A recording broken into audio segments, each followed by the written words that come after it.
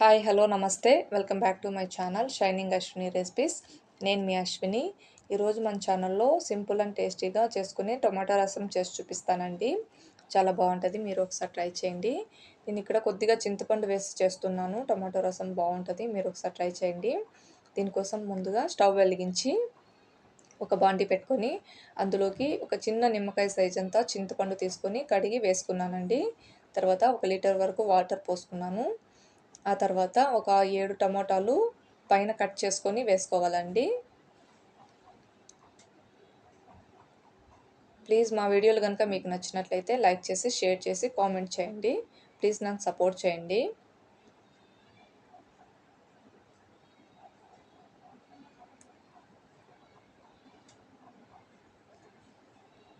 టమోటాలన్నీ వేసిన తర్వాత మూత పెట్టి టమోటాల పైన స్కిన్ వేరయ్యేంత వరకు ఉడికించుకోవాలండి. చూసారు కదండి, టమోటాలు ఉడికిపోయాయి, స్కిన్ కూడా సపరేట్ అయిపోయింది. వీటిని కొద్దిగా చల్లారిన తర్వాత ఒక మ్యాషర్ తీసుకొని మ్యాషర్తో మ్యాష్ చేసి తీసుకుందామండి. టమోటాలను మాత్రం మ్యాష్ చేసుకుందాము.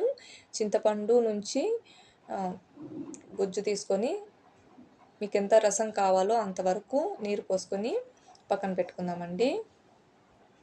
చూసారు కదండి, ఇలా చేసుకున్న తర్వాత మీ రుచికి తగ్గట్టు ఉప్పు వేసుకోవాలి.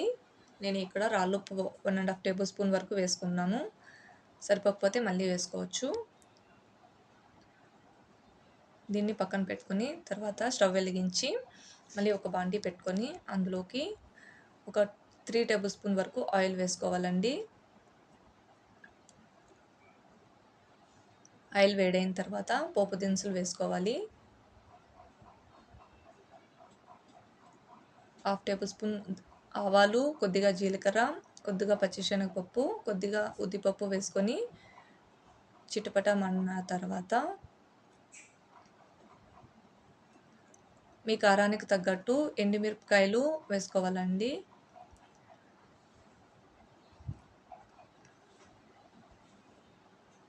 కొద్దిగా కరివేపాకు, కొద్దిగా ఎండుమిరపకాయలు వేసి 1 నిమిషం పాటు వేయించుకోవాలి. ఇది వేగుతున్న సమయంలోనే 1 టేబుల్ స్పూన్ జీలకర్ర, 1 టేబుల్ స్పూన్ మిరియాలు, ఒక 6 లేదా 7 వరకు వెల్లుల్లి రెబ్బలు కచ్చపచ్చగా దంచుకొని వేసుకోవాలి.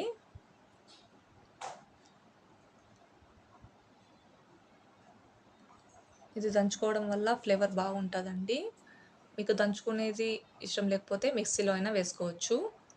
ఇది వేసిన తర్వాత బాగా వేగిన తర్వాత ఇంగువ వేసుకోవాలండి. సారీ అండి, ఇక్కడ వీడియో క్లిప్ మిస్ అయింది. మీరు కొద్దిగా ఇంగువ వేసుకోండి. తర్వాత 1/2 టేబుల్ స్పూన్ పసుపు వేసుకొని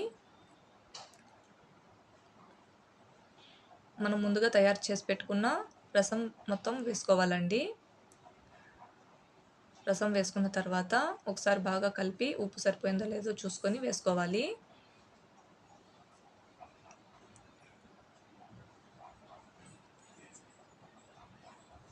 నాకు ఇక్కడ ఉప్పు తక్కువ అనిపించిందండి, తర్వాత కొద్దిగా వేసాను. బాగా కలిపి ఒక 5 నిమిషాల పాటు మీడియం ఫ్లేమ్లో ఉడికించుకోవాలి. మూత పెట్టి ఉడికించుకోండి. తర్వాత ఒక 5 నిమిషాల తర్వాత చూపిస్తానండి. బాగా ఉడుకుతుంది కదండి. ఒక 5 నిమిషాల పాటు ఉడికించిన తర్వాత మనం కట్ చేసి పెట్టుకున్న కొత్తిమీర కొద్దిగా ఎక్కువే వేసుకుంటే చాలా బాగుంటుందండి. ప్లీజ్ ఈ వీడియో కనుక మీకు నచ్చినట్లయితే సబ్స్క్రైబ్ చేసుకోండి.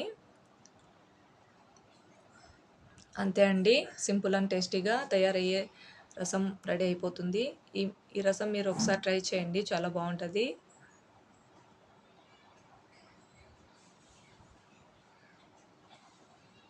Thank you for watching.